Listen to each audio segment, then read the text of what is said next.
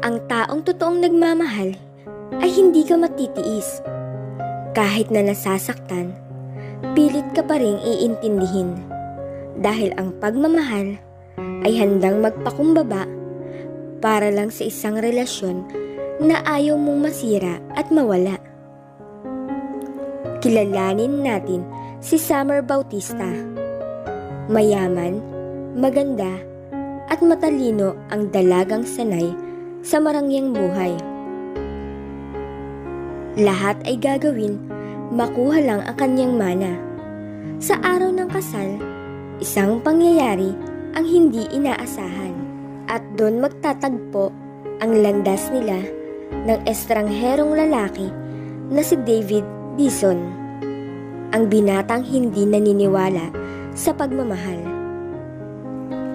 Alamin natin ang kanilang kwento. Kamusta mga kaibigan? Isang istorya ang ibabahagi ko sa inyo na tiyak ay kapupulutan nyo ng aral. Pero bago tayo magpatuloy, kung bago ka pa lamang sa aking channel, ay pakilike po ng ating video.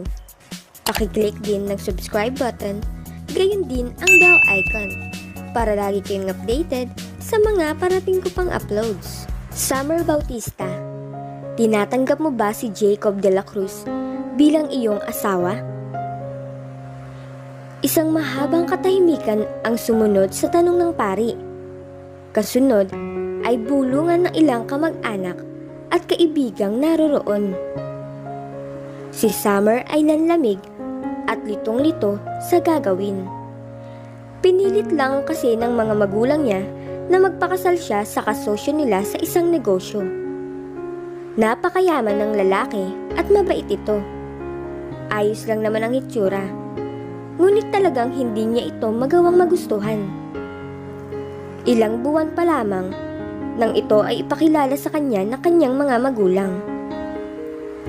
Pamula nung niyaya na siya nitong kumain sa labas at mag-travel, kahit ayaw niya, ay pinagbibigyan niya ang binata para sa magulang niya. Isang araw, habang nag-uusap sila ng kanyang ina, ay pinagbantaan siya ng ina na tatanggalan ng mana kapag hindi pinakasalan si Jacob. Ma, ayokong pakasalan si Jacob. Hindi ko siya mahal. Bata pa ako at marami pa akong gustong gawin sa buhay. Paliwanag niya sa kanyang ina. Nahihibang ka na, Summer. Siya ang pag-asa natin para lumaki ang negosyo natin. Kung hindi mo kami susundin ng papa mo, ay tatanggalan kita ng mana.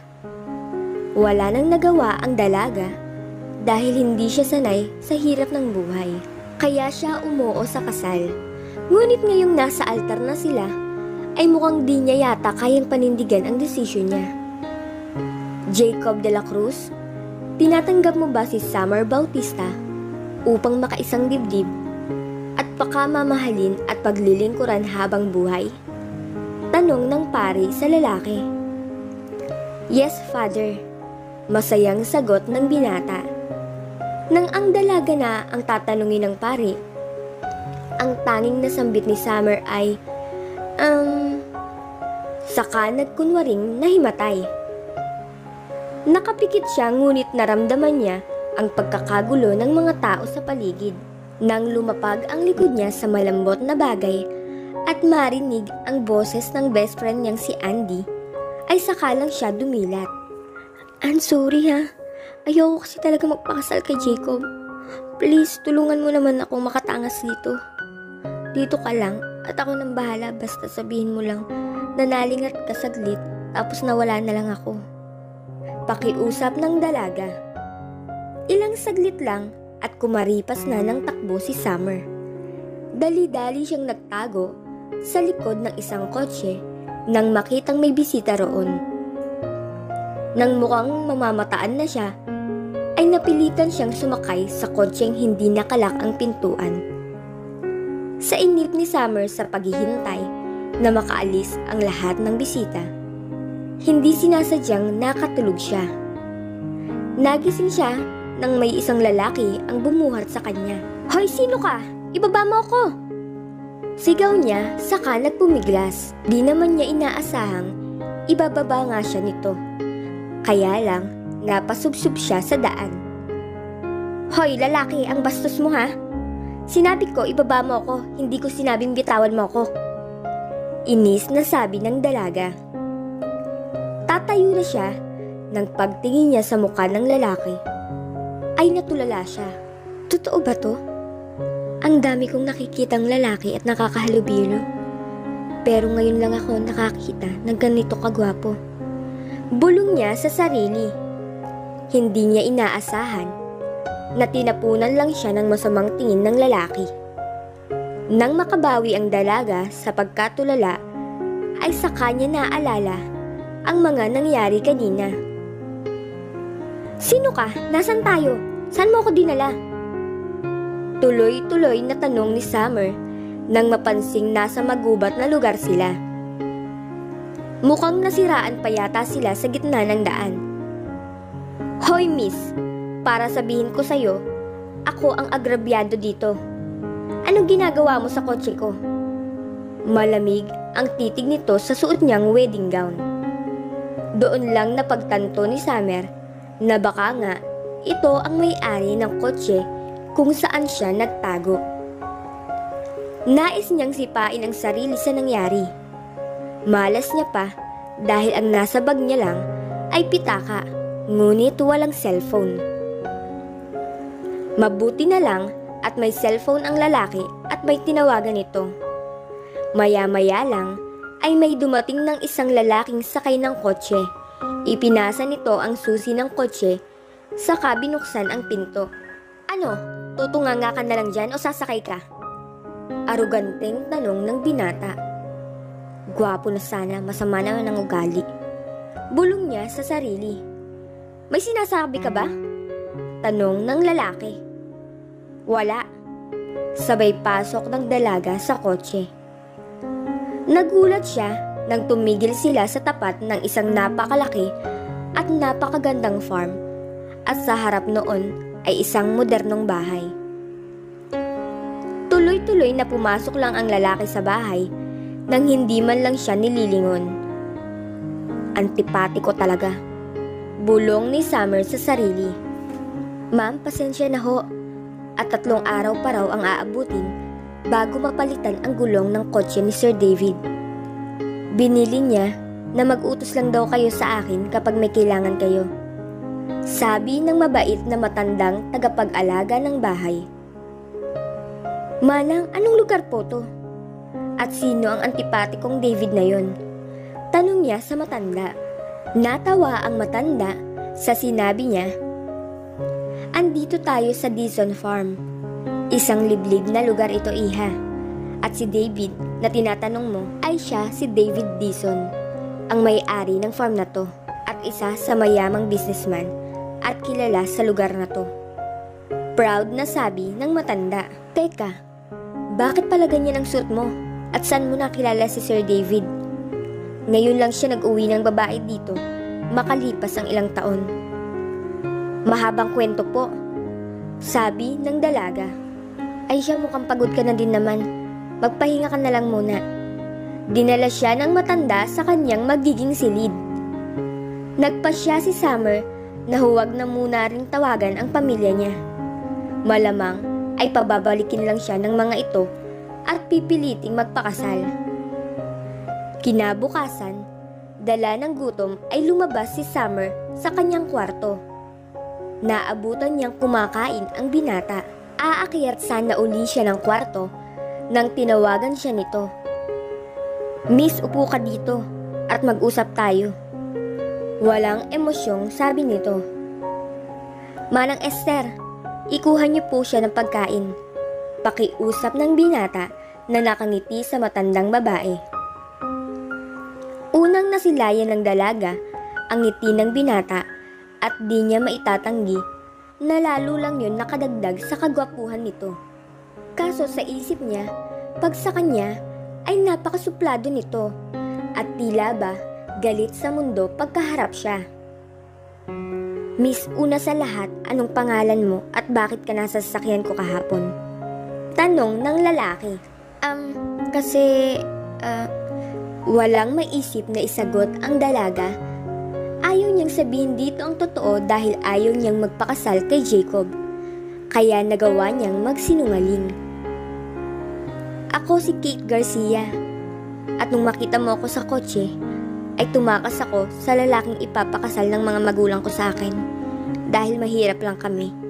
At ako ang ipambabayad nila sa utang. Naiiyak na sabi ng dalaga. Dad, Mom, sorry. I need to do this. Sabi niya sa sarili. Sir, pwede bang dito muna ako sa inyo? Pagsisilbihan ko kayo. Huwag niyo lang po akong ibalik sa amin. Ayaw kong magpakasal kahit manilbihan ako na katulong niyo dito. Wala nang choice ang dalaga. Huwag lang siyang bumalik sa kanila. Duda ang binata sa sinabi ng dalaga, pero hindi niya inaasahan ang magiging sagot niya. Sige, pamula ngayon, maninilbihan ka dito. At ayaw ko nang tatamad-tamad dito. Maliwanag ba? Aruganteng sabi ng binata. Sabay tayo sa upuan. Lumipas ang mga araw, naging maayos naman ang paninilbihan ni Summer sa mansyon. Mabait si Manang Esther at lagi siya nitong ginagabayan. Kahit minsan, parang nahahalata na nito na hindi siya ganun kasanay sa gawaing bahay. Hindi na lang niya pinapansin, bagkus nagsisikap siya para matuto lalo sa pagluluto. Manang Esther, ano po bang paborito ni Sir David na pagkain? Tanong ni Summer habang tinutulungan niya ang matanda sa pagluluto. Adobo at sinigang ang paborito niya, iha. Nakangiting sabi ng matanda. Bakit po manang parang galit na galit siya sa mundo? Tanong uli ng dalaga. Iha, pagpasensyahan mo na si Sir David. Naging ganun kasi yun, pamula nung iwan siya ng kasintahan niya at sumama sa ibang lalaki. Mahal na mahal nun si Sofia. Lahat binibigay niya sa dalaga. Pero hindi pa din naging sapat ang pagmamahal niya.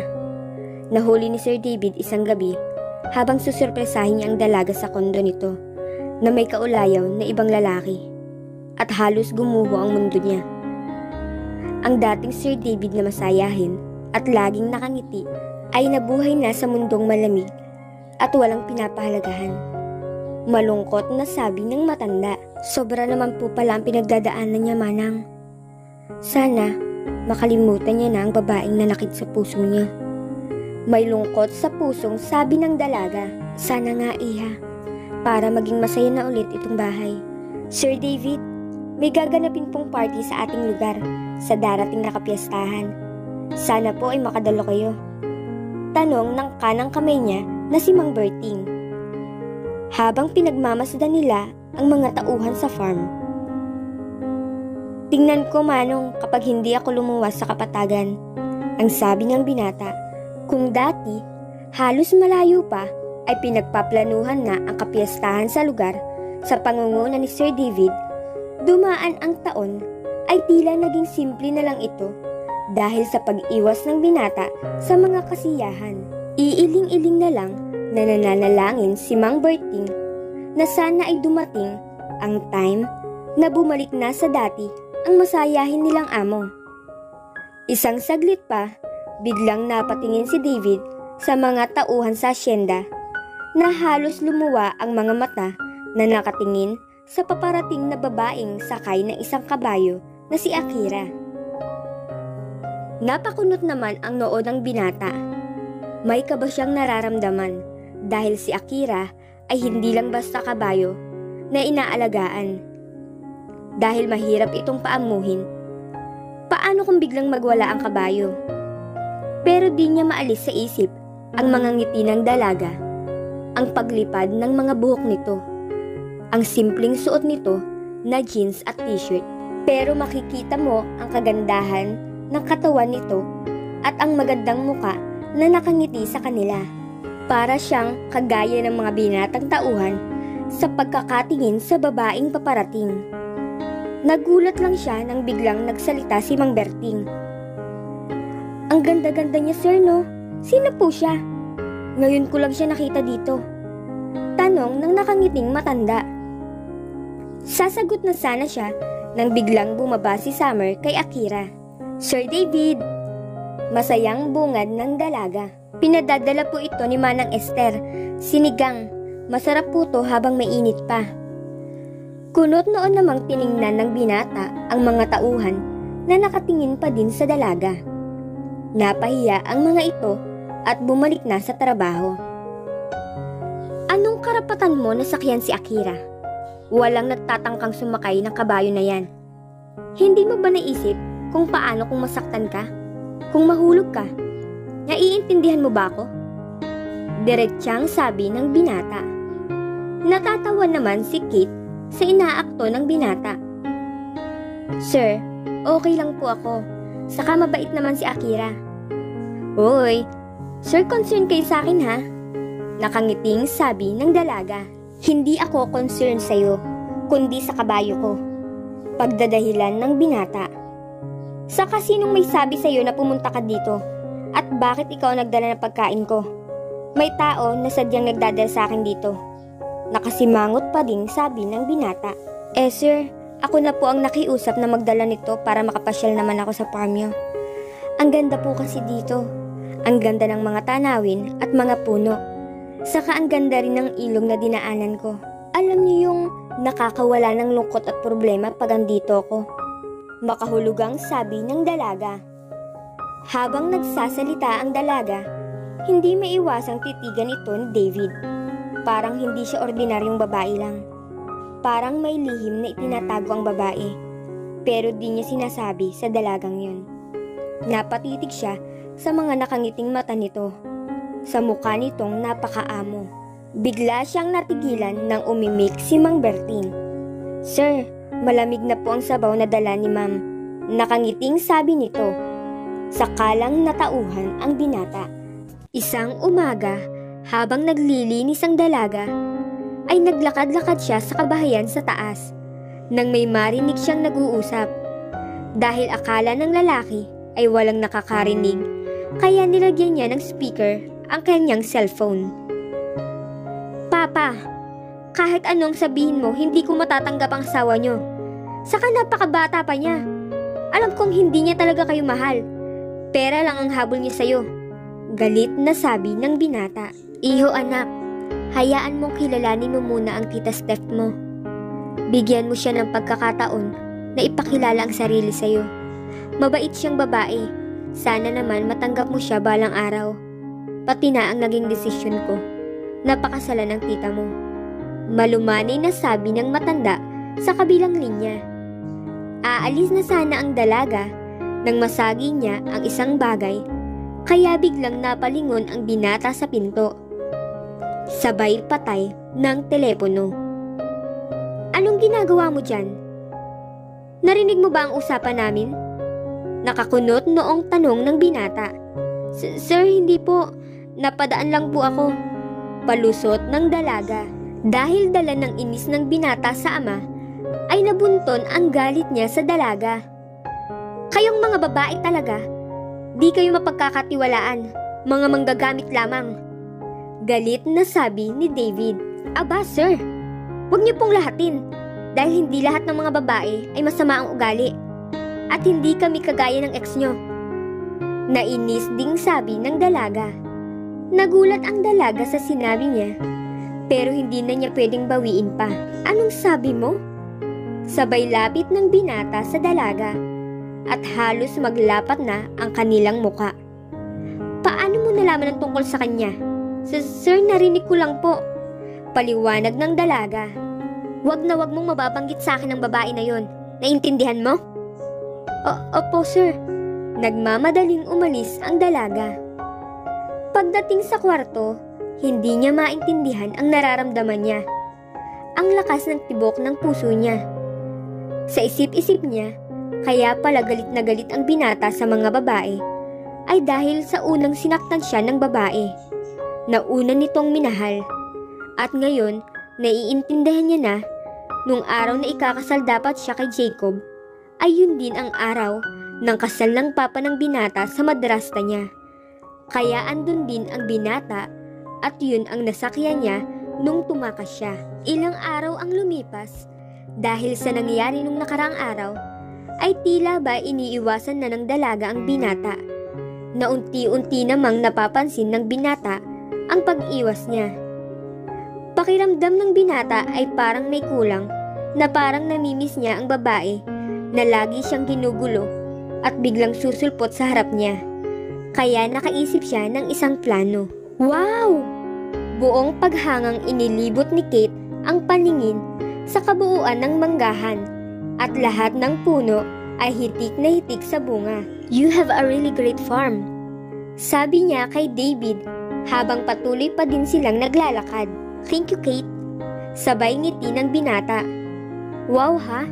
Alam mo Sir David, sana lagi ka na lang nakangiti at sana lagi kang masaya para lalo kang pumopogi. Natatawang sabi ng dalaga na lalong ikinangiti ng binata. Malaki siguro ang kinikita nyo dito, no? Naisipang itanong ng dalaga. I should say yes, lalo na kapag ine-export namin ito sa mga bansa na in demand ang mangga. Tahimik ang buhay dito.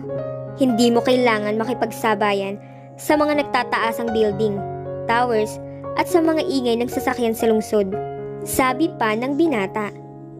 Hindi magawang ialis ni Kate ang tingin sa binata. Hanga siya sa mga pananaw nito sa buhay. Nang magawi ang tingin niya sa isang puno ng mangga, nakita niya ang isang trabahador na nakatungtong sa bakal na hagdan at abalang-abala sa pamimitas ng mga hinog na bunga. Gusto ko sanang subukang mamitas ang mga mangga, nakangiting sabi ng dalaga. Tumaas ang isang kilay ni David. Talaga kaya mo? Tanong nito. May hagdan naman diba? Susubukan ko lang. Pagkasabi niyon ay lumakad si Kate papunta sa trabahador na kabababa lang ng hagdan at ngayon ay sinusuri na ang mga bunga. Manong, napalingon sa kanya ang matanda. Magpahinga na muna kayo. Ako na po muna ang papalit sa inyo sa pamimitas ng bunga. Halatang ikinagulat ng matanda ang kanyang sinabi. Naku ma'am, hindi po pwede, baka po. Biglang tingin ng matanda sa kanyang likuran kung saan nakatayo si David. Magandang umaga po sir, bati ng matanda. Magandang umaga din Mang Oscar. Sige po, magpahinga na muna kayo. Pakisabi na rin sa iba na magpahinga na din muna at ako na muna ang bahala dito, sabi pa ni David. Tumango lang ang matanda at umalis na. Sa isip niya, ngayon lang niya nakita na ganun kasaya ang kanilang boss sa matagal na panahon. Nakangiti na tiningnan siya ni David. Go ahead, sabay lapit ng binata sa hagdan at tumingala sa kanya. Be careful, paalala ng binata. Ihulog mo dito ang mga napitas mo. Sinisimulan na niya ang pamimitas ng mga mangga na abot kamay lamang at inihuhulog ang lahat na sinasalo naman ni David. Mag-iingat kasi ilang bunga dyan. Maraming langgam sa mga yan, sabi pa ni David. Pero huli na pala ang paalala ng binata dahil pag-abot ni Summer sa isang kumpol ng mga bunga ay naramdaman niyang may gumagapang sa kanyang kamay. Nawala sa isip na nakatuntong nga pala siya sa hagdan. Namalayan na lamang niya na nawalan na siya ng balanse at nahulog. Ipinikit niya ang mga mata at naramdaman ang mga brasong sumambot sa kanya. Pagmulat niya ng mata, ay agad na nasa lubong ang mukha ni David. I told you to be careful, nakangiting sabi ng binata. I'm sorry. Bulong niya. Hindi niya maintindihan kung bakit hindi niya magawang salubungin ang tingin ng binata. Ano bang nangyayari sa kanya? Bakit ba naman kasi bigla na lang itong bumait sa kanya? Tumikim si Kate. Pwede mo na ba akong ibaba? Pilit niyang pinanatag ang boses. Next time mag-iingat ka na, sabi ng binata bago siya binaba. Tara dito at may pupuntahan pa tayo, sabi ng binata na nagpatuloy na naglakad. Tingnan mo tong lalaking to. Ang bilis magpalit ng mood. Tiningnan na muna niya ang basket ng mga mangga bago naiinis na sumunod dito. Namangha siya sa kanyang nakita. Isang ilog na may falls na napakaganda. Nakita na niya ito nung sakay siya ng kabayong si Akira. Pero ngayon ay malapitan siyang namangha sa linaw ng tubig na napakasarap pagmasdan. Pwede ba tayong maligo dito? Sabay lapag ng bit-bit na basket. Ang ganda-ganda dito, Sir David. Wala nang nagawa ang binata nang lumusong na ang dalaga sa ilog. Masayang nagtatampisaw ang dalaga habang pinagmamasdan ng binata. Sir David, tara dito, samahan mo ako. Masayang anyaya ni Kate. Natatawa na lang na sumunod ang binata at naghubad ng damit. Napatitig naman ang dalaga sa kanya. Ang macho niya, bulong sa sarili. Hindi na malaya ng binata na nag-e-enjoy na siya para silang batang nagtatampisaw sa ilog. Ang gaan-gaan ng pakiramdam niya kapag kasama niya ang dalaga at ang lakas ng tibok ng puso niya habang pinagmamasdan niya ang dalaga na masayang nakatingin sa kanya. Ilang saglit pa, hindi niya napigilan ang sarili niya at unti-unting lumapit ang mukha niya sa dalaga at ginawa din niya ito ng halik sa labi. Nagulat ang dalaga sa ginawa ng binata kaya bigla niya itong itinulak sa dibdib. Bigla namang natauhan ang binata. I'm sorry. Nahihiyang sabi niya sabay tayo at yaya sa pag-uwi. Pagdating sa mansyon, Sir David, salamat dahil pinasaya niyo ako ngayong araw. Nawala ang problema ko. Nakangiting sabi ng dalaga. Hindi naman makatingin ng diretso ang binata. Sorry sa ginawa ko kanina, Kate. Nakayukong sabi ng binata. Bahagya namang ngumiti ang dalaga. Kalimutan niyo na po yun. Alam kong hindi niyo sinasadya at pareho tayong nadala sa sitwasyon. Sabay paalam at akyat sa kwarto niya. Kay laki ng ngiti ng binata nang humiga sa kama niya. Para bang teenager na kinikilig habang inaalala ang nangyari maghapon. Habang ganun din ang dalaga sa kabilang kwarto na masayang nahiga at may ngiti sa mga labi. Alam ng binata na may bahagi na sa puso niya ang dalaga at di niya maitatanggi na sa pangalawang pagkakataon ay tumibok na naman ang puso niya. Kinaumagahan, maagang gumising si Kate para magluto. Sinangag, pritong itlog at bacon, at isang baso ng gatas ang kanyang inihain. Manang Esther, okay na po ba ang niluluto ko? Ano pa po ang kulang? Di magkaintindihang sabi ni Kate. Iha, bakit ba natataranta ka? Okay na yan. Diyan ka lang at tatawagin ko si Sir David. Aalis na sana ang matanda nang tawagin siya ng dalaga. Manang Esther, ako na po ang tatawag kay Sir David. Nakangiting sabi ni Kate. Pagdating sa kwarto, nakailang katok na siya pero wala pa ding nagbubukas. Kaya sinubukan niyang pihitin ang doorknob. Buti na lang at hindi ito nakalock. Pagpasok niya sa loob ay wala dun ang binata. Asan kaya siya? Tanong sa sarili. Nang may marinig siyang lagaslas ng tubig na nanggagaling sa CR. Tatawagin sana niya ito nang biglang bukas ng pinto ng CR. Hindi inaasahan ng binata na andun ang dalaga. Kaya sa gulat niya ay nabitawan niya ang towel na nakapalibot sa kanyang bewang. Nanlaki naman ang mata ng dalaga sa kanyang nakita. Sabay, takip ng mata at talikod. Naku sir, sorry po. Di ko sinasadya. Nahihiyang sabi ni Kate. Natatawa naman ang binata sa nakikita niyang reaksyon ni Kate. Okay na, bis na ako. Pwede mo nang alisin ang takip sa mata mo. Bakit ka ba nandito sa loob ng walang pasabi? Nakangiting tanong ng binata. Sir, tatawagin ko sana kayo para kumain. Naiilang na sabi ng dalaga. Mabuti pa isabay na tayong bumaba at kumain. Sabay hawak sa kamay ni Kate.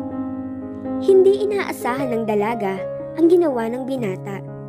Sa paglapat ng kanilang kamay, iba yung kiliti naman ang nararamdaman ng dalaga.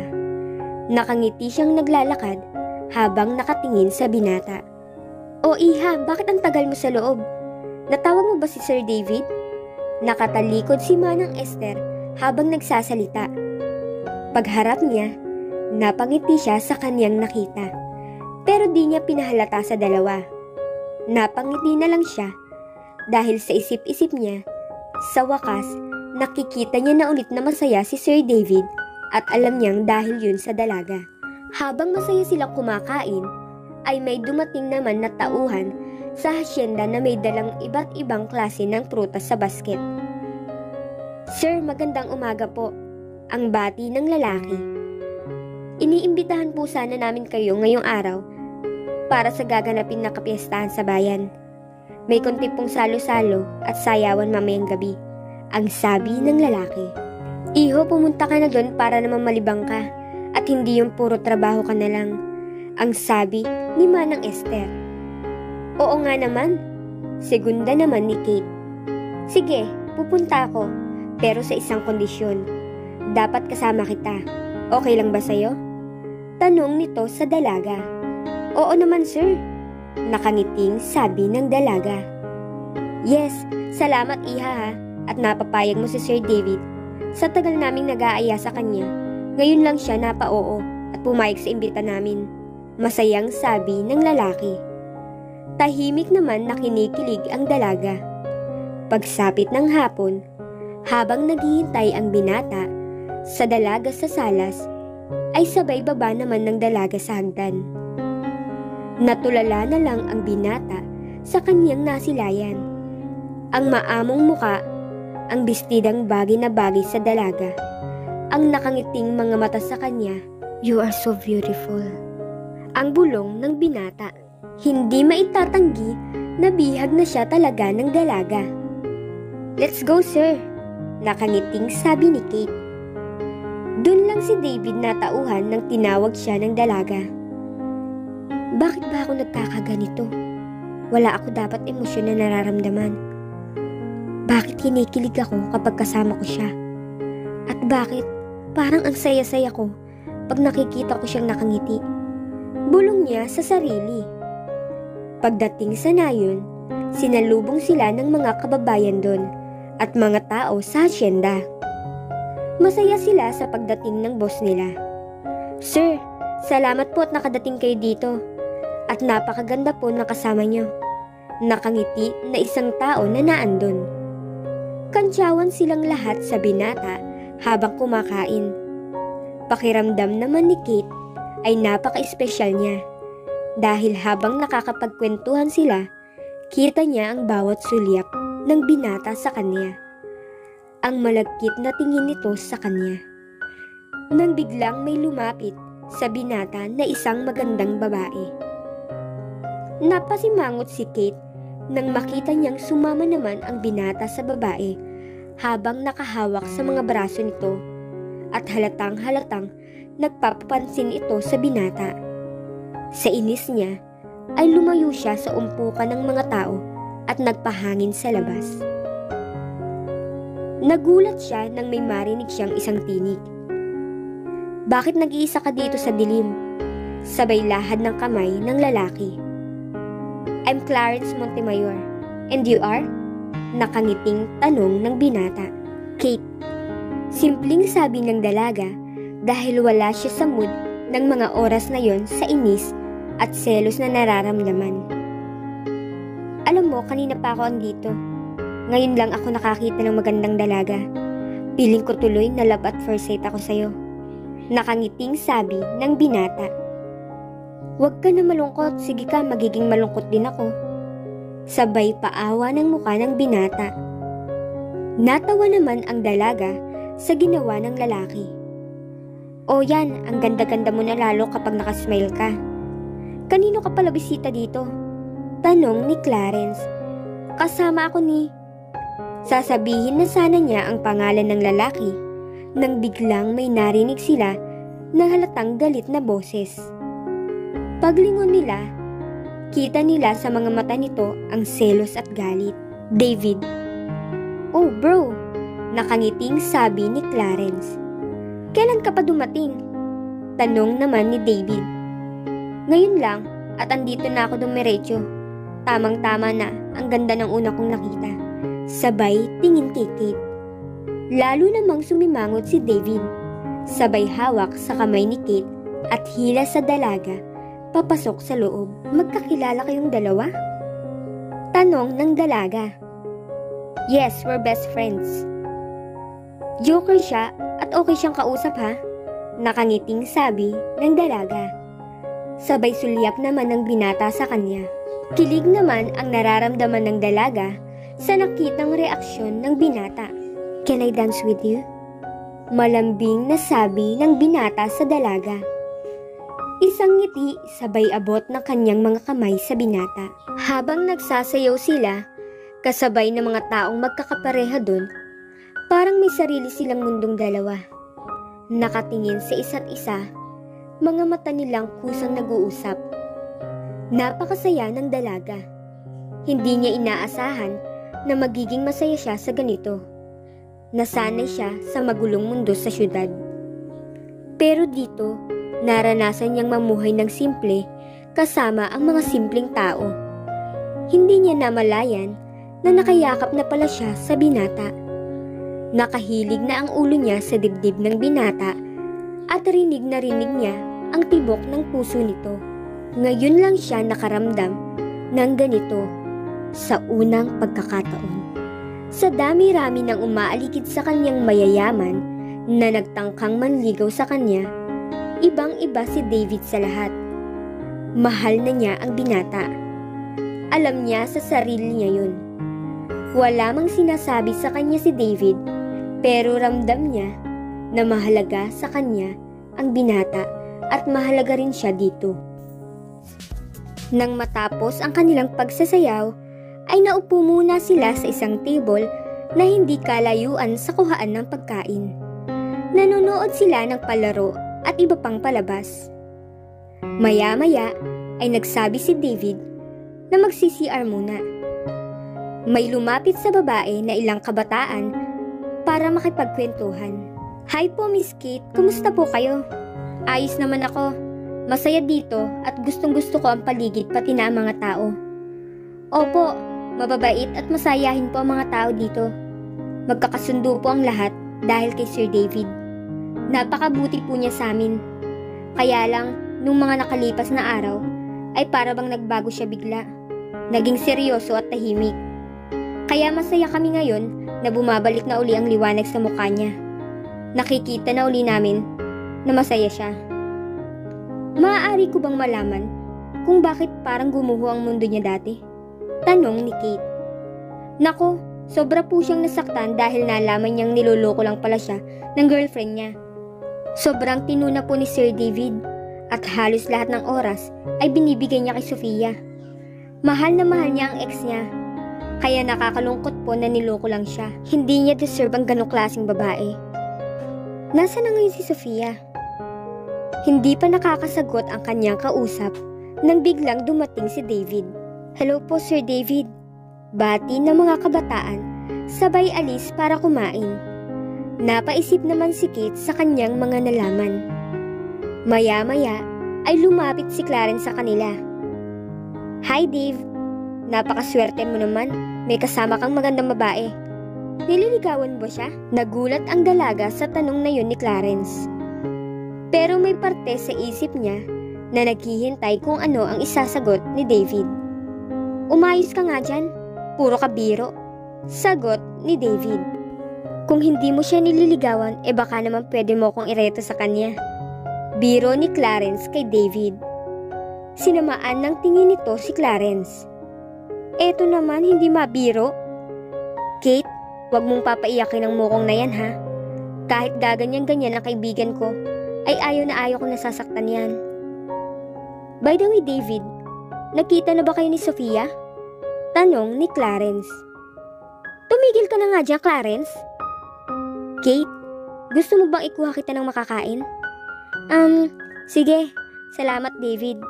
Naiwan si Kate at Clarence habang nakuha ng pagkain si David. Tinitingnan lang ni Kate si David habang papalayo. Kate, naliligaw ba sa'yo si David? Hindi Pumasok ako bilang kasambahay pansamantala dahil wala akong mapuntahan. Walang namamagitan sa amin. Amo ko siya. Oh, okay. Kala ko nililigawan ka niya. Tama ba ang sinabi mo? Nandito si Sofia? Oo, galing siyang ibang bansa at umuwi dito. Niloko kasi siya nung lalaki na dahilan kaya iniwan niya si David. Nakita ko siya kanina. Wait, nasan ba siya? Nang makita ni Clarence si Sofia, ay agad niya itong tinuro. Ayun siya, yung babaeng malapit sa kuhaan ng pagkain, yung naka-blue. Nang tingnan ni Kate ang tinutukoy nito, ay laking gulat niya na ang babaeng lumapit kay David habang sila ay magkasama kanina ay ang babaeng nananakit dito noon, ang ex ni David. May kirot sa puso niya na nakita niyang lumapit na naman ang babae kay David habang nakuha ng pagkain. Hindi niya magawang magalit dahil wala naman siyang karapatan. Hindi naman sila at hindi naman siya nililigawan nito. Makalipas ang ilang sandali ay bumalik na si David, dala ang mga pagkain. Kate, tara kumain tayo. Sige sir, busog pa po kasi ako. Maya-maya po ng kaunti Sir David. May inis na sabi ni Kate. Oh, anong kinakainis mo dyan? Parang nagbago ang mood mo. Parang kanina lang ay masayang masaya ka. Nahanginan ka ba? Pabirong sabi ni David. Gusto ko na po sana umuwi at magpahinga. Siya, sige, ipapabalot ko na lamang to kay Manong para may pasalubong din tayo kay Manang Esther. Paborito kasi niya ang lechon. Nang pauwi na sila, ay biglang nag-request ang mga kabaryo niya na sumali si David sa isang laro. Sir David, bago ka umuwi maglaro muna tayo. Tara po. Pag-aanyaya ng mga tao sa piyestahan. Ang laro ay pasahan ng baraha gamit ang mga labi. Ilalagay ang isang pirasong baraha sa labi at ipapasa sa susunod na kalahok. Dalawang grupo ang maglalaro at pilit silang isinali ng mga tao. Napasali nga si Dave at Kate. Nagbunutan sila kung sino ang makakagrupo at masaya sila na magkasama pa din sila. Ngunit sa hindi inaasahang pangyayari, ay kagrupo din nila si Sofia. Walang alam si David na alam na ni Kate ang lahat. Nasa gitna ni Sofia at Kate si David. Kaya biglang napatahimik ang mga tao sa paligid. Para bang it's either past or present ika nga. Nagsimula na ang palaro. Pinipilit ni Dave na hindi malaglag ang baraha pagdating kay Sofia. Samantalang, pinababayaan niyang malaglag kapag ito ay nakay Kate na. Hindi sinasadya na malaglag ito at maglapat ang mga labi nila ni Sofia. Kitang-kita ito ni Kate. Tumulo na lamang ang mga luha niya at nag-walk out sa palaro. Uuwi na po ako, Sir David. Nakatalikod na nagmamadaling sabi ni Kate. Sobrang nag-alala si David, kaya kinuha niya agad ang kanyang mga gamit at sinundan niya si Kate papauwi. Pagdating sa labas, halos emosyon ang kanyang nararamdaman. Napaiyak na lang siya sa sobrang niyang selos sa nasaksihan niya. Maglalakad na lang sana siya pauwi nang hawakan siya ni David sa mga kamay niya. Sabay piglas naman ng dalaga. Bitawan mo ako, Sir David. Uuwi na po ako. Galit na sabi niya. Yung nakita mo kanina laro lang yun. Walang mali siya yun. Paliwanag ng binata. Sumakay ka na sa kotse, uuwi na tayo. Delikado kapag naglakad ka pa lalo at madilim na. Wala naman siyang magagawa kundi ang sumakay na lang din sa kotse. Wala silang imikan hanggang makarating sila sa mansyon. Pagbaba ng dalaga, nagmadali siyang pumasok sa kwarto niya, na sinundan naman ni David. Please Kate, buksan mo ang pinto, mag-usap tayo, sabi ng binata. Matulog ka na, Sir David, at alam kong pagod ka na. Hindi ako alis dito hanggat di mo pinagbubuksan ng pinto at pinapakinggan ang paliwanag ko. Determinadong sabi ng binata. Naluluha namang umiiyak na binuksan ni Kate ang pinto. Ano pa po bang kailangan mo? Ano pang kailangan mo sabihin? Okay lang ako at hindi mo naman kailangan mapaliwanag dahil wala namang tayo, di ba? Iyak na sabi ng dalaga. Bigla namang natawa si David sa nakikita niya. Nagseselos ka ba? Pinagseselosan mo ba si Sofia? Ngiting tanong ng binata. At may gana ka pa diyang ngumiti. Manhid ka talaga, David Dison. Isasarado na niya ulit ang pinto nang harangan yun ng binata. Sabay yakap sa kanya. Ayokong nakikita kang nasasaktan. Ayokong nakikita kang lumuluha. Hindi ko alam kung bakit ganito ang nararamdaman ko. Kung bakit masaya ako kapag kasama kita. Kung bakit ayokong may kasama kang ibang lalaki. Minsan na akong nasaktan, Kate, sa unang babaeng minahal ko. Pero isusugal ko ulit ang puso ko sa pangalawang pagkakataon. Hayaan mong iparamdam ko sa iyo ang aking pagmamahal. Hindi kita kilala ng lubusan, pero ako, handa kitang tanggapin ang lahat sa iyo. Kahit sino ka pa, dahil mahal na mahal kita, Kate. Emosyong sabi ng binata. Hindi naman makapaniwala ang dalaga sa mga narinig niya. Humarap siya sa binata, sabay hawak sa mga mukha nito. David, mahal kita. Nung una, akala ko paghanga lang. Pero habang tumatagal, di ko na maipaliwanag ang nararamdaman ko sa'yo. Nag-angat siya ng muka at sinalubong ang tingin ni David. Napakaliit na lang ng distansya ng mga mukha nila sa isa't isa. At kahit sinag lang ng buwan ang tanglaw nila, nakikita pa din ni Kate ang kaseryosohan ni David. I love you, and I want to spend the rest of my life with you. Pagkasabi nun, ay dahan-dahan bumaba ang mukha ng binata sa mukha niya at ginawaran siya ng mainit na halik. Kusa siyang napapikit at nang maramdaman ang halik ni David, ay para bang nawalan siya ng kakayahang tumayo mag-isa hanggang sa napagtanto na lang niya na tumutugon na siya sa mga halik nito. Sumunod na lamang niyang namalayan ay nakahiga na sila sa kama.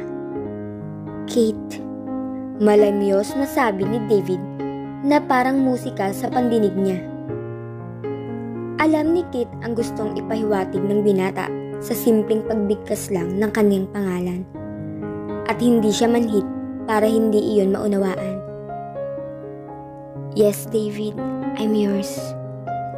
Kinabukasan, masayang gumising si Kate. Hi, Manang Esther. Magandang umaga po. Bati ng dalaga. Mukhang maganda ang gising mo ah. Tudyo naman ng matanda. Asan po pala si Sir David? Tanong ng dalaga. Maaga siyang umalis at madami daw siyang gagawin sa farm at babiyahe pa siya sa Kapatagan. Madaming order ngayon. Siguro gabi na yun makakabalik, sabi ng ginang. Ganun po ba? Sabay lungkot ng kanyang muka. Hindi man lang siya nagpaalam sa akin. Tila nagtatampong sabi sa sarili. Nang mapansin ni Manang Esther ang mukha niya. Huwag ka nang malungkot, eto may pinabibigay siya sa'yo. Isang box ang inabot ng matanda sa kanya. Nagtaka naman ang dalaga kung ano ang laman nun. Pagbukas niya, isang rosas ang kanyang nakita at isang sobre. Hindi na kita ginising kanina dahil alam kong puyat ka. Love you, my love. I can't wait to see your face tonight and give you a sweet hug. Napangiti naman ang dalaga sa nabasa. I love you too, love. Bulong sa sarili. Pagtingin niya sa box, isa pang maliit na box ang nakita niya. Pagbukas niya, cellphone ang nakalagay doon at isang note ulit. Love, alam kong nag-aalala ka din sa family mo. Tawagan mo sila at kumustahin. Love you. Doon lang niya naalala ang mga naiwan niya sa syudad. Ang mama at papa niya. Ano na kaya ang nangyari sa kanila? Paano nila haharapin ang pamilya ni Jacob? Sigurado, laking kahihiyan ang ginawa niya. Nalungkot na naman bigla ang kanyang mga muka. Iha, okay ka lang ba? Nag-aalalang tanong ng matanda. Okay lang po ako, Manang Esther. Maiwan ko po muna kayo dito. Sabay tayo at paalam ni Kate. Pagdating sa labas, tinawagan niya agad ang matalik niyang kaibigang si Andy. Hello? Andy? Sino to? Summer, ikaw ba yan? Yes, ako to. Bakit ngayon ka lang tumawag? Asan ka? Ano nangyari sa'yo? Ang tagal mong nawala, di ka man lang nagparamdam kahit sa akin. Nagtatampong sabi ni Andy. I'm sorry, Ans.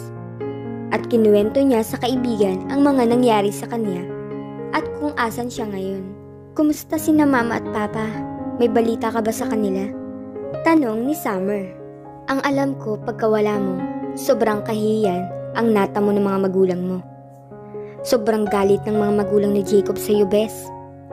Pero kahit ganun, tinanggap yun ng mga magulang mo, lalo na ang mama mo, na araw-araw natawag sa akin o napunta sa opisina ko para lang malaman kung nasan ka at kamusta ka na. Wala naman akong masabi dahil hindi ka naman nagpaparamdam sa akin, ang sabi ng kaibigan. Napaiyak naman si Summer sa mga nalaman. Kala niya, tuluyan na talaga siyang kinalimutan ng ina at nagalit sa kanya dahil akala niya pera lang ang mahalaga sa mama niya. Pero hindi pala. Ants, pasabi kay mama na okay lang ako. At wag na siyang malungkot. Tatawag ako sa kanila sa susunod na araw. Pero hindi pa ako uuwi sa ngayon, Ants. Hindi pa ngayon ang panahon. Iyak na sabi ng dalaga. Sige, Bes. Mag-iingat ka dyan. Tatawagan uli kita. Sabay paalam at patay ng cellphone niya. Magkahalong emosyon ang nararamdaman niya.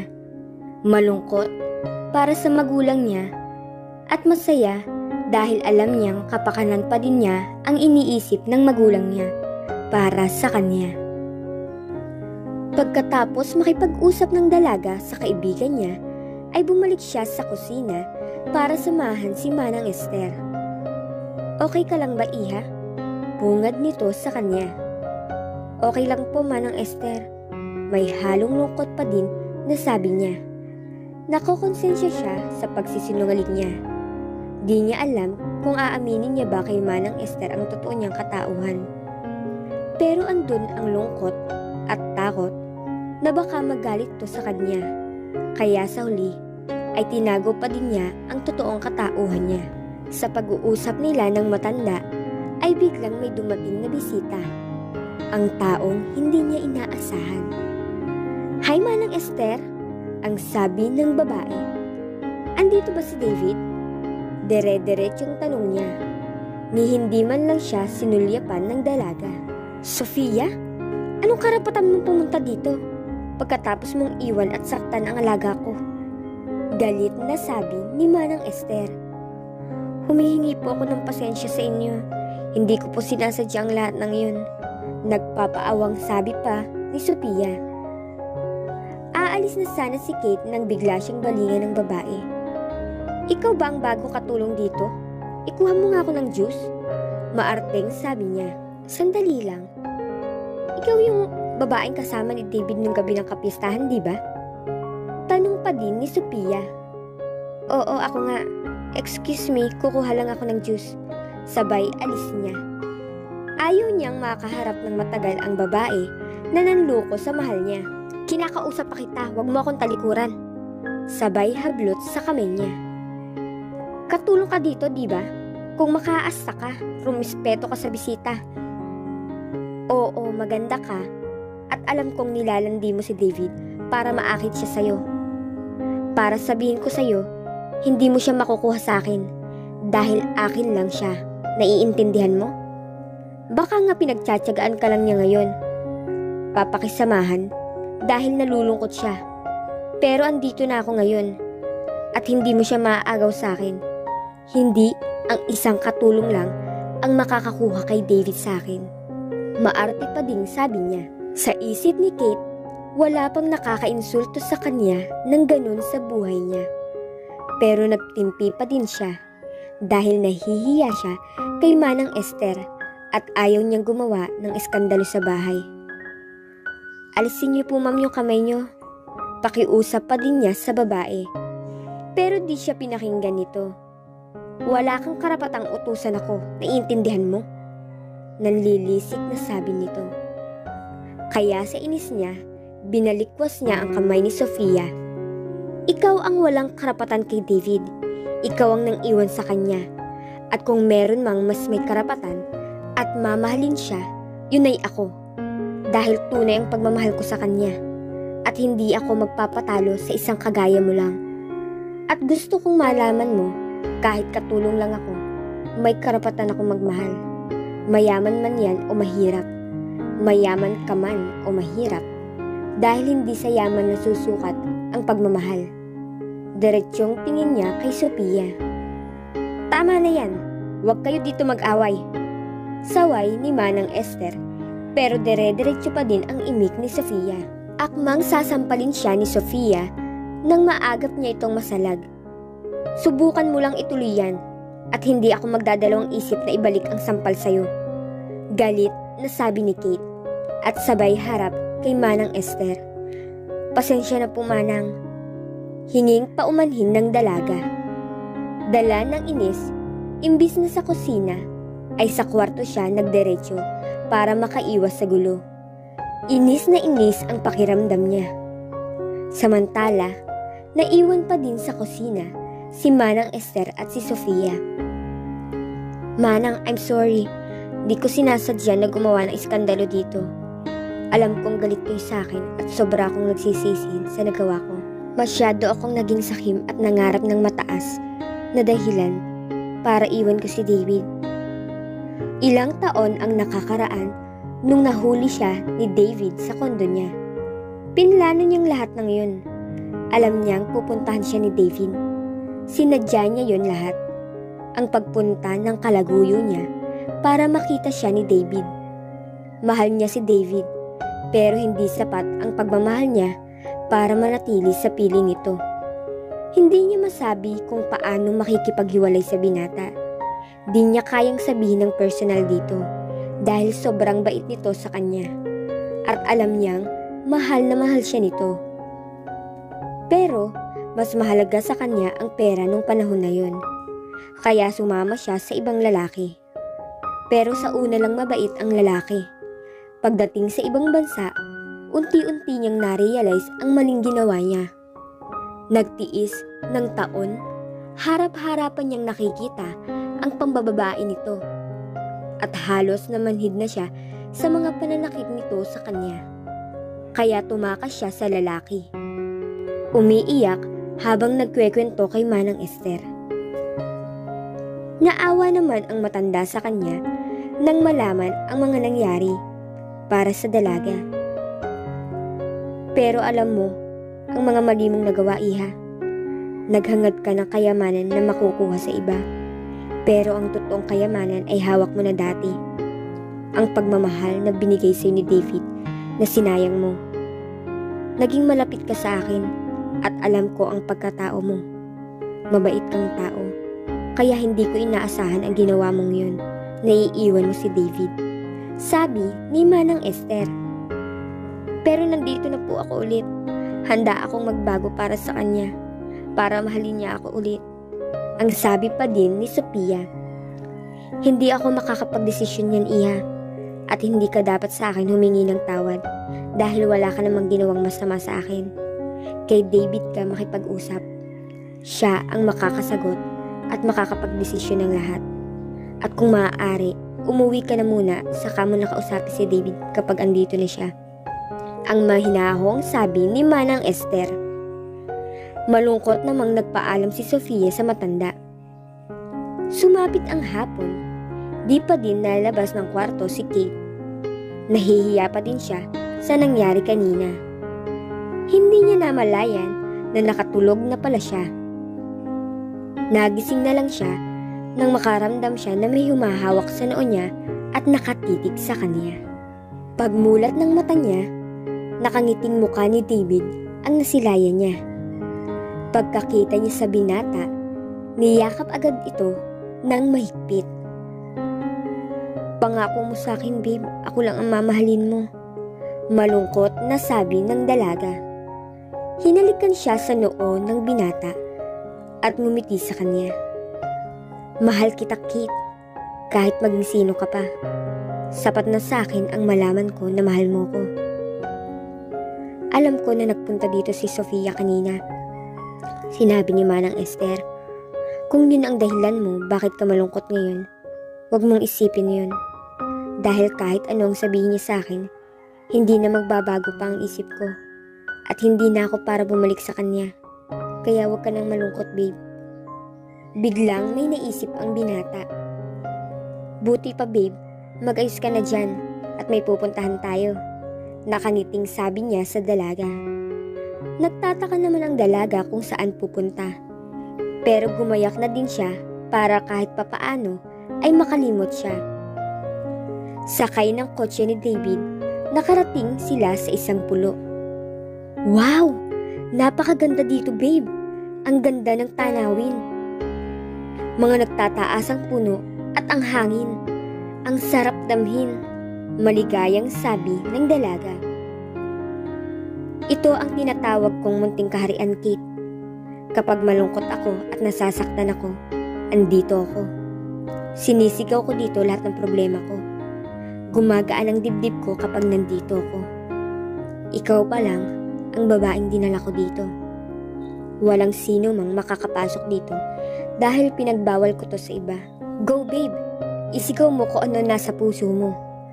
Nahihiya namang tumingin si Kate sa binata. Talaga ba? Oo naman. Isipin mo wala kang kasama at sa'yo lang ang lugar na to. Kaya nakangiting humarap ang dalaga at sumigaw ng malakas. Mahal na mahal ko si David. Akin lang siya. Sabay harap sa kanya. Tama ka. Ang gaan sa pakiramdam. At nagyakap sila ng mahigpit. Nakikita mo ba ito, babe? Dinala siya ni David sa tabi ng puno. Nakayakap niyang tinuro ang malawak na kalupaan. Dito tayo magtatayo ng munti nating kaharian. Na tayo lang at ang magiging anak natin ang makakapunta. Nakangiting sabi ni David. Kinilig naman ang dalaga sa narinig niya. Bago lang tayo magkakilala pero sa puso ko, alam kong sigurado na ako sa'yo. Nagtagal pa ang dalawa at minasdan ang kapaligiran. Pagsapit ng dilim ay masaya at magaan na ang pakiramdam niyang umuwi. Dumaan pa ang mga araw, naging masaya ang pagsasama ni na David at Kate. Puno sila ng pagmamahalan. Bumalik na sa dati ang sigla ni David. Nagkaroon na rin ng kulay ang hasyenda ulit nang dahil yun sa pagdating ni Kate sa buhay niya. Kaya masayang masaya ang mga tao sa hasyenda. Samantalang si Sofia, hindi pa din tumigil sa paglapit kay David kahit ilang beses na itong tinaboy ng binata. Porsigido pa din ito para makuha ang binata sa kanya. Isang araw, habang magkasama ang dalawa sa mansyon, nang biglang may tumawag sa binata. Nagmamadali itong nagpaalam at umalis. Nagtataka naman ang dalaga dahil hindi man lang sinabi sa kanya kung saan ito pupunta at kung sino ang kausap nito. Ano ang kailangan mo, Sofia? Nagparito ako hindi para makipagbalikan sa'yo, kundi para kausapin ka na maayos. Han, David, alam kong napakalaki ng kasalanan ko sa'yo. Patawarin mo ko. Iyak na sabi ni Sofia. Walang emosyon lang na nakikinig ang binata sa kanya. Matagal na tayong tapos, Sofia. Pamula nung iwan at lokohin mo ko. Alam ko na ang totoo, sinabi na sa akin ni Manang Esther nung pumunta ka doon at guluhin mo si Kate. Nalulungkot ako sa nangyari sa'yo, sa sinapit mo sa relasyon mo. Minahal kita ng sobra at binigay ko sa iyong lahat. Huwag mo lang akong iwan. Pero anong ginawa mo? Niloko mo pa din ako. Halos gumuho ang mundo ko nang mawala ka sa akin. Pero akala ko, di na ulit ako magmamahal. Nagbago ang lahat nang dumating sa buhay ko si Kate. Mahal niya ako at alam kong tapat siya sa akin. Ang sabi ng binata. Sigurado ka ba? Nakilala mo na ng lubusan ang babaeng sinasabi mong tapat sa'yo? Bago mo pa lang siya kilala at hindi mo alam ang pagkatao niya. Ako, kilala mo na ako. At kaya kong magbago para sa'yo, Han. Ibalik natin ang dati. Sabi niya sa binata. Sofia, sana maging aral na sa'yo ang nangyari sa atin. Lalo na ang paghiwalay nating dalawa. Ito na yung una at huli kong pakiusap sa'yo. Tama na. Palayain na nating dalawang isa't isa. Mawala man ako sa'yo, hindi ko naman makakalimutan ang magandang alaala na pinagsamahan natin. Malungkot na sabi ng binata. Akala ko madali sa akin na bawiin ka sa babaeng yun. Na ginawa mo lang dahil pinasasakitan mo ko. Pero sa nakikita ko, nagkamali ako. Kita ko sa mga mata mo ang pagmamahal mo sa kanya. Ang bigkas mo sa pangalan niya, ngiti sa mga mata mo ang nakikita ko. Napakaswerte ni Kate dahil may nagmamahal sa kanya ng tapat. Malungkot na sabi ng dalaga. Pwede ba akong humiling sa'yo sa huling pagkakataon? Yakapin mo lang ako ng mahigpit. Lumapit naman sa kanya ang binata at yumakap. Hangad ko ang kaligayahan mo, Sofia, at pinapatawad na kita sa lahat. Patawad din dahil alam kong may pagkukulang din ako sa'yo. At nagpapasalamat ako sa pagmamahal mo sa akin. Ang sabi ng binata. Wala kang dapat ihingi ng tawad sa akin, David, dahil binigay mo na lahat sa akin. Patawad sa lahat ng ginawa ko sa'yo, David. Masaya ako na aalis ngayon kahit sa huling pagkakataon ay nakausap kita. Salamat sa pagmamahal mo sa akin. Ingatan mo ang sarili mo. At hangad ko din ang kaligayahan mo, David. Kayong dalawa ni Kate. Aalis na ako bukas para magbagong buhay. Ngiting sabi ni Sofia. May ngiti sa labi na umalis si David. Magaan ang pakiramdam niya dahil naayos na niya ang problema niya kay Sofia. Pero isang bagay ang nagpapalito sa isipan niya. Wala pa din siya talagang alam sa pagkatao ni Kate. Hindi niya kilala ang mga magulang nito. Pinilit niyang alisin ang nasa isip niya. Kakausapin niya ang dalaga para makilala ang mga magulang nito at para makausap niya ito.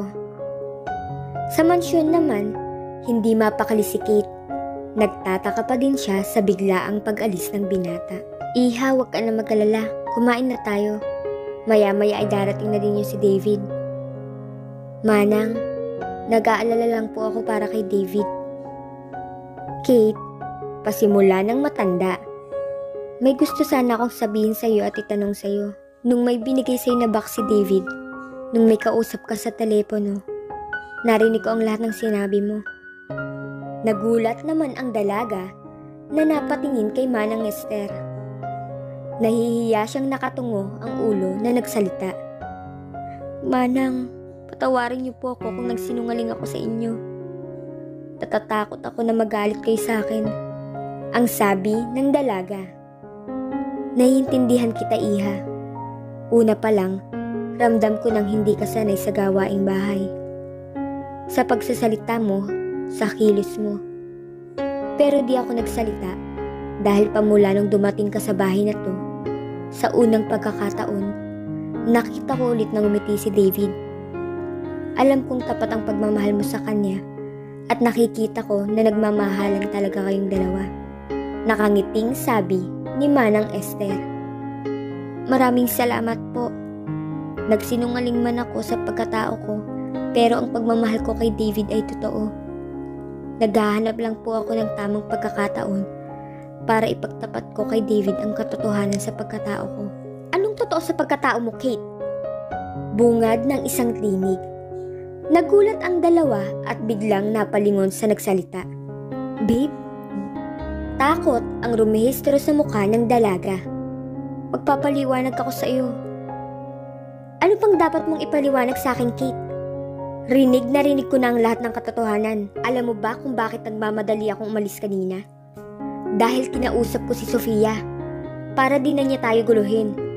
Pinangalandakan ko sa kanya kung gaano kita kamahal. Pero tama siya, hindi ko talaga alam ang buo mong pagkatao. Wala namang kaso sa akin eh. Kung pinagtapat mo sana sa akin ng maaga ang katotohanan. Naiintindihan ko. Pero wala kang pagkakaiba kay Sofia. Manloloko ka din. Bukas na bukas, ayoko nang makita ka pa dito. Hindi ko kailangan ng taong sinungaling. Summer Bautista. Galit na sabi ni David at talikod sa kanya. Naiwan na napaupo na lang si Kate.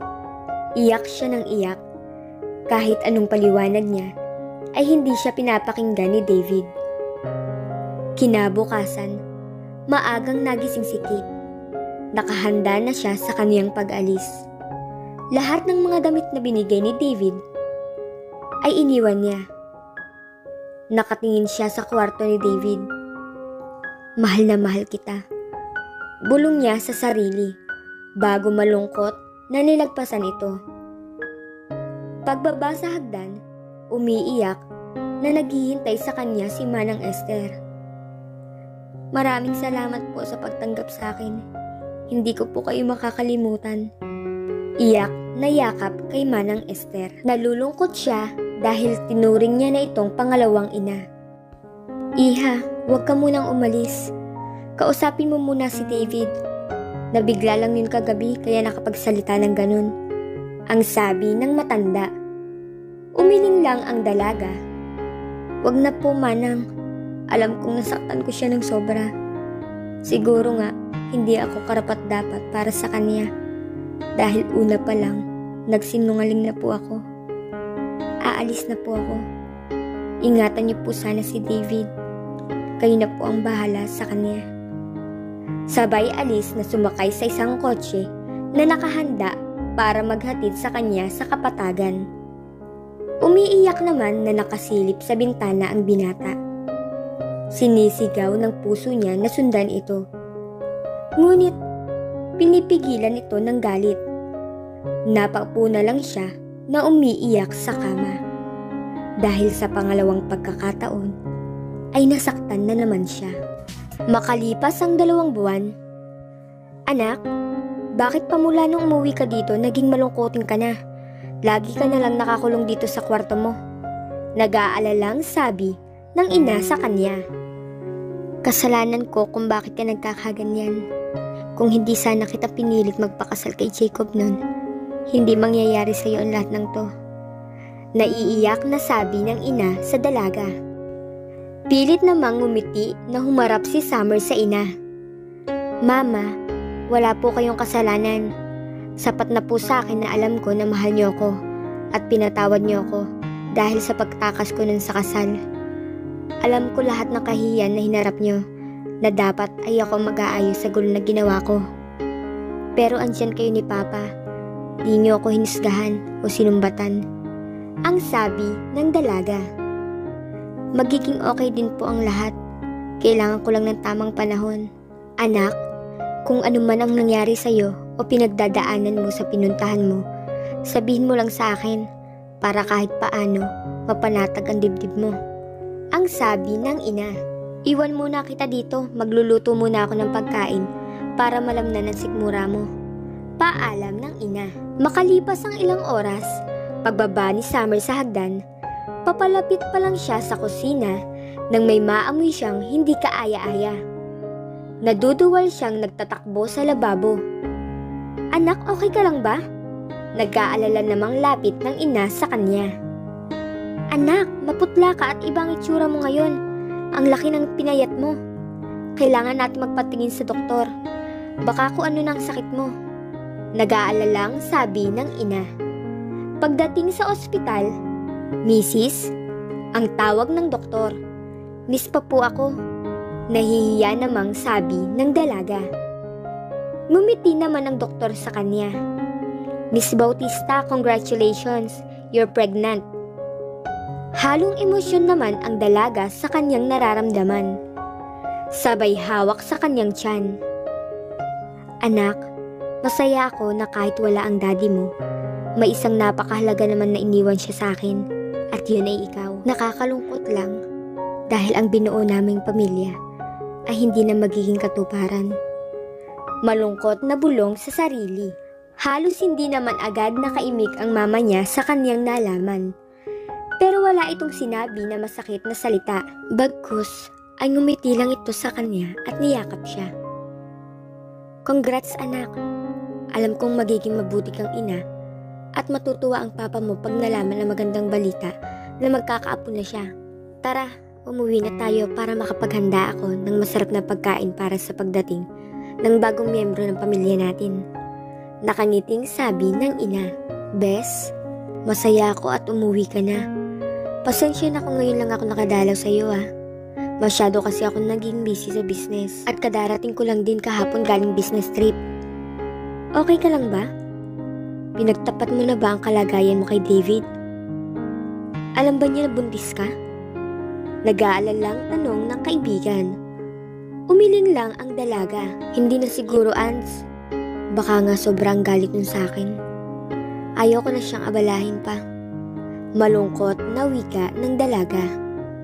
Dumaan pa ang ilang linggo. Pinilit ni Summer na maging masigla para sa kaniyang anak.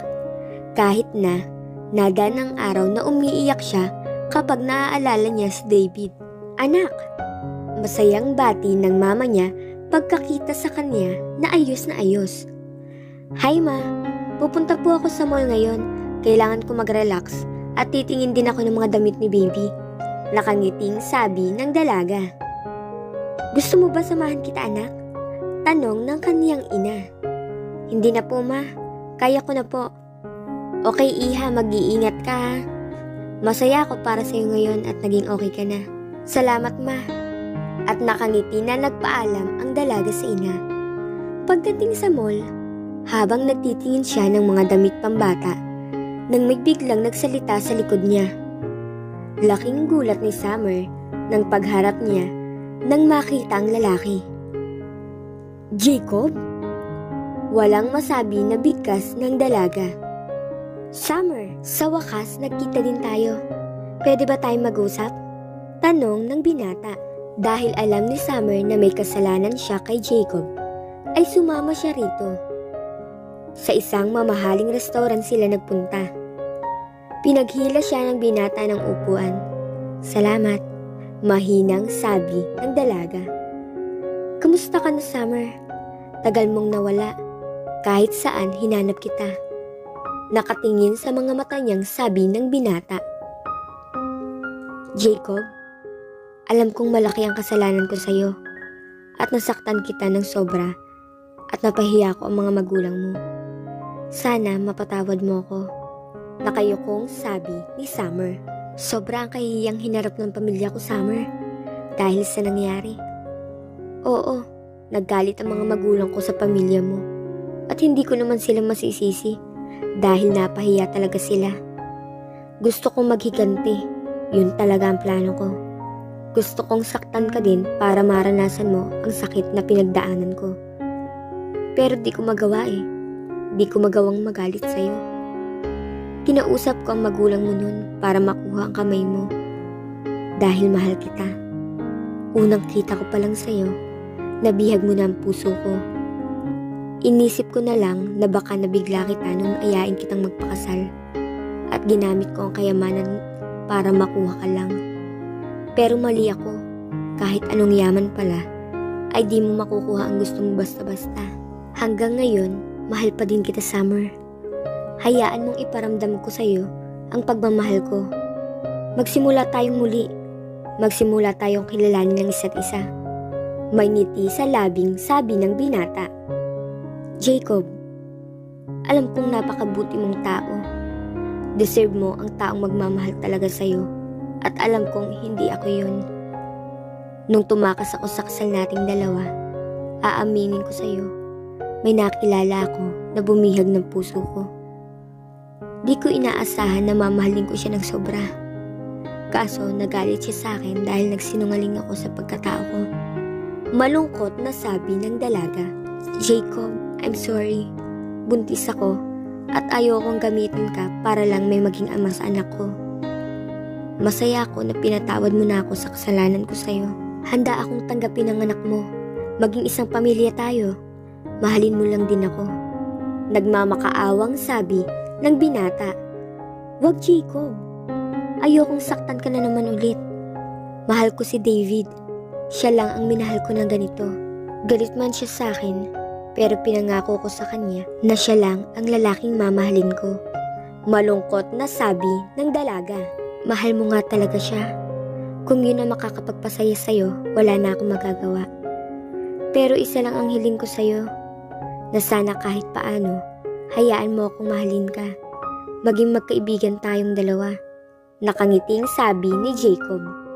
Napangiti naman ang dalaga. Humanga siya sa binata dahil kahit nasaktan niya ito, kapakanan pa din niya ang iniisip nito. Magaan na ang loob niya na nagpaalam kay Jacob. Kahit paano, nakahingi na siya ng tawad sa binata. Isa na lang ang iniisip niya kung paano sila ni David. Sa hasyenda naman, ano ba naman kayo? Ilang beses ko bang sasabihin sa inyo na ayusin yung trabaho nyo? Ikaw, hindi ganyan ang tamang pag-harvest ng mangga. Inis na sabi ng binata sa isang tauhan niya. Sorry po sir, nakayukong sabi nito. Iho, ang mabuti pa'y magpahinga ka na muna. Kanina pa mainit ang ulo mo. Ako na ang bahala dito. Sabi ng katiwala niya sa hasyenda. Pasensya na kayo sa akin. Pati kayo nadadamay sa problema ko. Nahihiyang sabi ng binata, sabay talikod at sakay ng sasakyan niya. Naiiling naman ang katiwala nila. Kala nila magiging okay ng binata.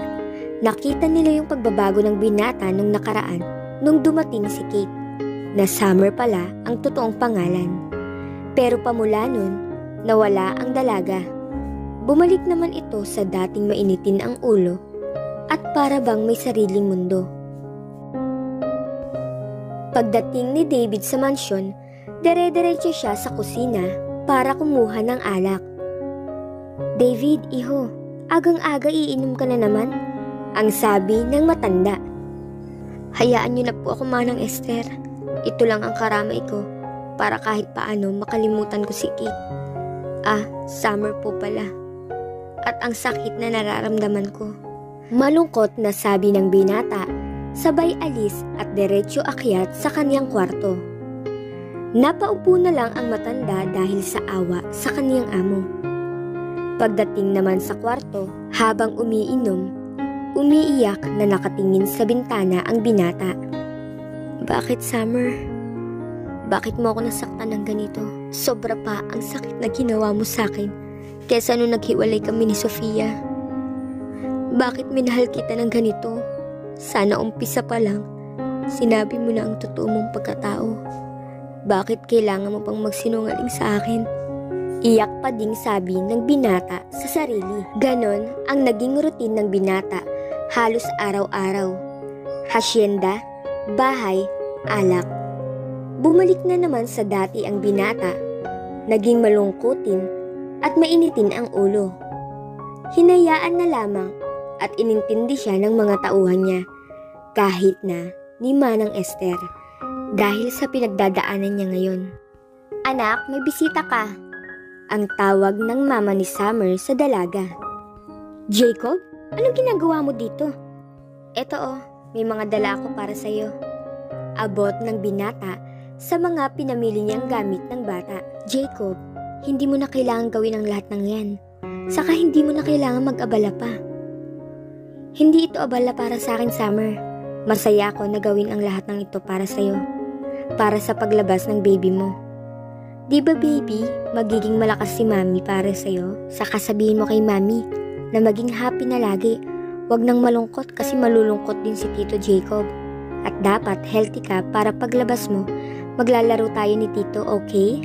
Nakangiting sabi ng binata. Naiiling naman na natatawa ang dalaga sa sinabi ni Jacob. Ikaw talaga? Nasa tiyan pa ang anak ko, masyado mo nang ini-spoil. Ngiting sabi ng dalaga. Yan, ganyan dapat lagi.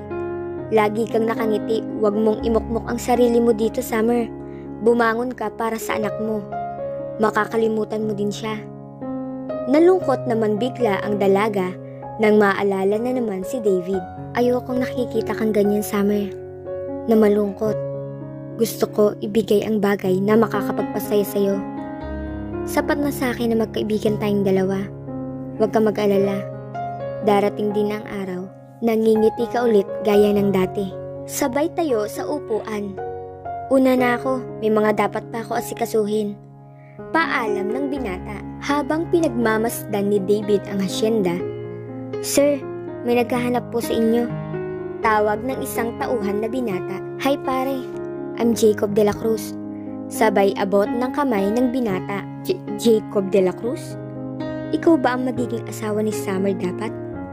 Tanong ng binata. Yes, ako nga. Ikaw si David Dison, ang taong minahal ni Summer ng sobra, diba? Sabi naman ni Jacob.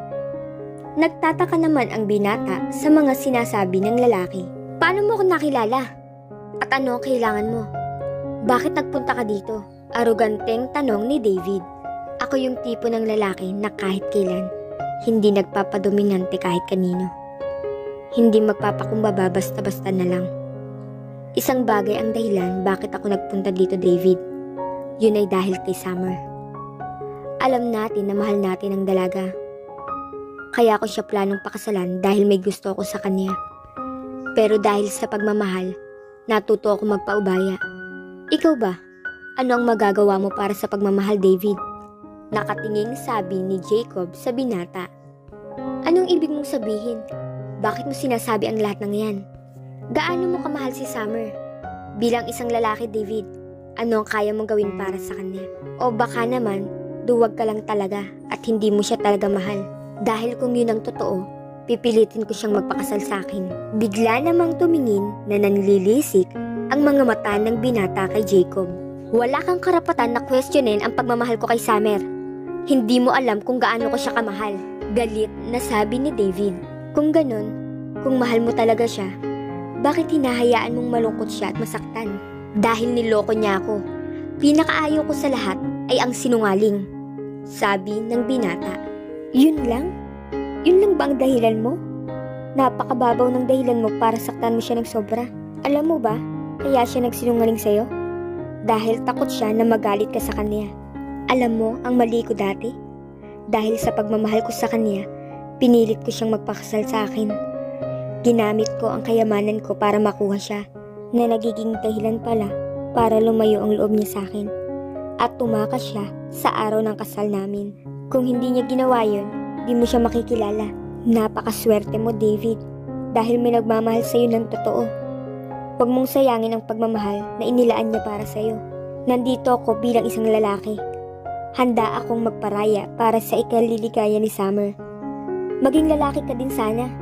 Alisin mo ang galit sa dibdib mo. Huwag mong hayaan na lumaki ang anak niyo nang walang kinikilalang ama. Anak? Nagtatakang tanong ni David. Si Summer sana magsasabi sa iyo ng magandang balitang ito, pero takot siyang ipagtabuyan mo. Oo, David, magkakaanak na kayo ni Summer. Magiging isa ka ng ama, kaya sana panindigan mo yun at balikan mo siya. Bigla namang napaiyak si David sa kanyang mga nalaman. Napakalaki niyang tanga na hinusgahan niya agad ang dalaga. I'm sorry, babe. Nasaktan kita sa mga sinabi ko sa iyo. Sabi sa kanyang sarili. Jacob, bakit mo ginagawa ang lahat ng ito? Gaya ng mga sinabi ko sa iyo kanina, kaya kong magparaya para sa pagmamahal. Kaya sana ikaw, magawa mo magpatawad para sa pag-ibig mo sa kanya. Pumunta lang ako dito para sabihin sa iyo to. Dahil kahit anong gawin ko para makalimutan ka niya, lagi pa din siyang malungkot. Ikaw pa din ang iniisip niya. Gawin mo sana kung ano ang tama. Hangad ko ang kaligayahan niyo ni Summer. Maraming salamat, pare. Napakabuti mong tao. Pinamulat mo sa akin ang tama at ang dapat kong gawin.